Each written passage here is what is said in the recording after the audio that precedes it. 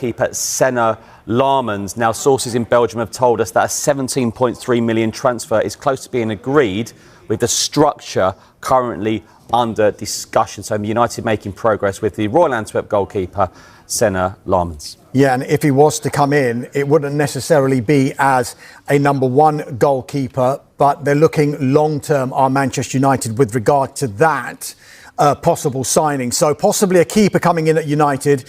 But of course, as we have been telling you, since they've made those three signings up front, the focus has been on departures at Manchester United. Marcus Rashford, of course, already gone to Barcelona. They're looking at suitable offers for the likes of Jadon Sancho, Alejandro Garnacho, Rasmus Hojlund, Antony and Tyrell Malacia. And Ruben Amorim was asked about potential departures this afternoon, and this was his response. It's not an idea that these guys are going to leave to play in the different club and then we are going to receive another player. That we don't know what is going to happen, but we are not waiting to get to take out someone to bring another player. One thing is not responsible for the other. It's not a good thing to have players in this situation, but it's clearly that they want to play in the different club, and that is clear. So we try to arrange everything for both parts to be happy. So I have to try to imagine to have the training with the guys that I think are going to be the future, and then the other guys are training and preparing for the next chapter. When the window is closed, it is a different history. When the window is closed, we have to receive the players, and then new life and anything can happen. Yeah, Carve, let's have a look at some of these players that Manchester United want to listen to offers for. One of the big ones, and probably the one that will get them the most amount of money, is Alejandro Garnacho. We just saw Chris Reedy describing what Chelsea's front line is going to look like tonight. He'll find it quite difficult getting in that team if he was to go, wouldn't he? No, well, Chelsea need another player who can play wide left because Mudrik's unavailable at the moment. Jadon Sancho has gone. They brought in Jamie Gittins, but they need another player there. And their number one target is Garnacho.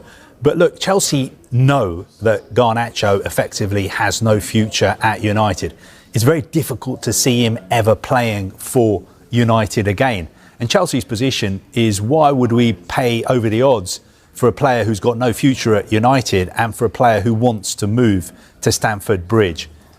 I'm pretty sure he's going to end up being a Chelsea player before the window closes, but it's got to be at a price point that is acceptable to both sides. One side wants 50, the other one wants to play around 30. I think a compromise is going to have to be reached, and maybe it will be reached once Chelsea have sold some more players. Yeah, so Alejandro Garnacho looks like he will end up at Chelsea, as you said there, Carve. Not so clear-cut is the future of Rasmus Hojlund. Remember, AC Milan were really trying hard to sign Rasmus Hojlund. They proposed a loan with an option. Manchester United prefer a permanent deal. Rasmus Hojlund prefers a permanent deal. Napoli now are thought to be trying to formulate a deal whereby they do a loan with an obligation to buy. Antonio Conte is really keen on signing Rasmus Hojlund, and it's understood that Hojlund and United could be up for this deal because Napoli can obviously offer Champions League football. So definitely one to watch there. Garnacho potentially to Chelsea. Hojlund, you never know, potentially to Napoli. Jadon Sancho, Michael.